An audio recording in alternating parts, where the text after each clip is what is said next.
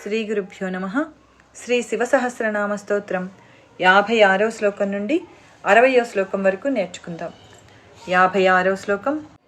మహామూర్ధ మహామూర్ధ మహామాత్రో మహామాత్రో మహానేత్రో మహానేత్రో నిశాలయః నిశాలయః మహాంతకో మహాంతకో మహాకర్ణో మహాకర్ణో మహోష్ఠశ్చ మహోష్టశ్చ మహాహనుః మహాహనుః మహామూర్ధ మహామాత్రో మహామూర్ధ మహామాత్రో మహానేత్రో నిశాలయః మహానేత్రో నిశాలయః మహాంతకో మహాకర్ణో మహాంతకో మహాకర్ణో మహోష్ఠశ్చ మహాహనుః మహోష్టశ్చ మహాహనుః మహామూర్ధ మహామాత్రో మహానేత్రో నిశాలయః మహామూర్ధ మహామాత్రో మహానేత్రో నిశాలయః మహాంతకో మహాకర్ణో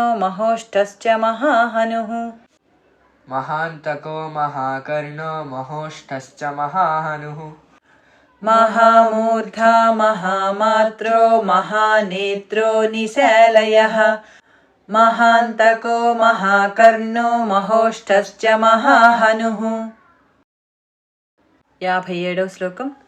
మహానాసో మహానాసో మహాకంబుః మహాకంబుః మహాగ్రీవః మహాగ్రీవః శ్మశానభాక్ శ్మశానభాక్ మహావక్ష మహావక్ష మహోరస్కో మహోరస్కో హ్యంతరాత్మా హ్యంతరాత్మా మృగాలయః మృగాలయః మహానాసో మహాకంబుః మహానాసో మహాకంబుః మహాగ్రీవః శ్మశానభాక్ మహాగ్రీవః శ్మశానభాక్ మహావక్ష మహోరస్కో మహావక్ష మహోరస్కో హ్యంతరాత్మా మృగాలయః హ్యంతరాత్మా మృగాలయః మహానాసో మహాకంబుర్మహాగ్రీవః శ్మశానభాక్ మహానాసో మహాకంభుర్మహాగ్రీవః శ్మశానభాక్ మహావక్ష మహోరస్కో హ్యంతరాత్మా మృగాలయః మహావక్ష మహోరస్కో హ్యంతరాత్మా మృగాలయః మహానాసో మహాకంబుర్మహాగ్రీవః శ్మశానభాక్ మహావక్ష మహోరస్కో హ్యంతరాత్మా మృగాలయః. 58వ శ్లోకం.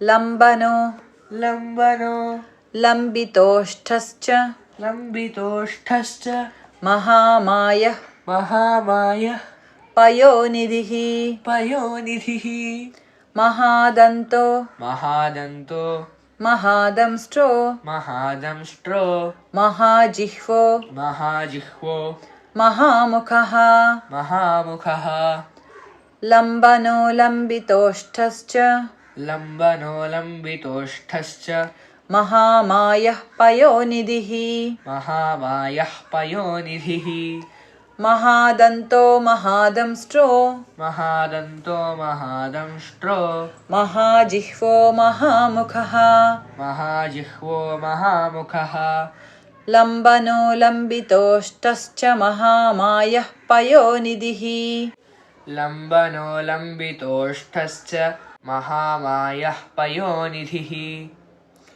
మహాదంతో మహాదంష్ట్రో మహాజిహ్వో మహాముఖః మహాదంతో మహాదంష్ట్రో మహాజిహ్వో మహాముఖః లంబనో లంబితోష్ఠశ్చ మహామాయః పయోనిధిః మహాదంతో మహాదంష్ట్రో మహాజిహ్వో మహాముఖః.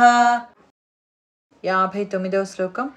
మహానఖో మహానఖో మహారోమా మహారోమా మహాకేశో మహాకేశో మహాజటః మహాజటః ప్రసన్నశ్చ ప్రసన్నశ్చ ప్రసాదశ్చ ప్రసాదశ్చ ప్రత్యయో ప్రత్యయో గిరిసాధనః గిరిసాధనః महानखो महारोमा महानखो महारोमा महाकेशो महाजटः महाकेशो महाजटः प्रसन्नश्च प्रसादश्च प्रसन्नश्च प्रसादश्च प्रत्ययो गिरिसाधनः प्रत्ययो गिरिसाधनः महानखो महारोमा महाकेशो महाजटः महानखो महारोमा महाकेशो महाजटः प्रसन्नश्च प्रसादश्च प्रत्ययो गिरिसाधनः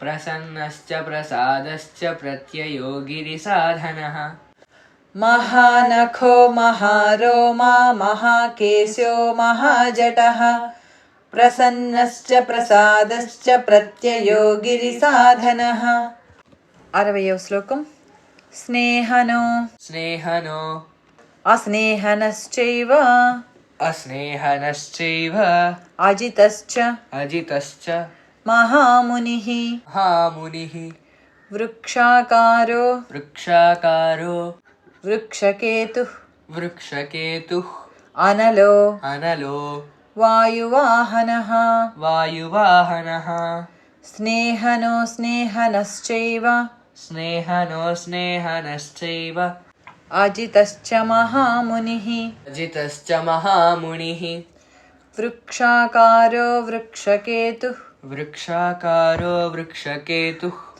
अनलो वायुवाहनः अनलो वायुवाहनः स्नेहनो स्नेहनश्चैव अजितश्च महामुनिः स्नेहनो स्नेहनश्चैव अजितश्च महामुनिः वृक्षाकारो वृक्षकेतुरनलो वायुवाहनः वृक्षाकारो वृक्षकेतुरनलो वायुवाहनः स्नेहनो स्नेहनश्चैव अजितश्च महामुनिः वृक्षाकारो वृक्षकेतुरनलो वायुवाहनः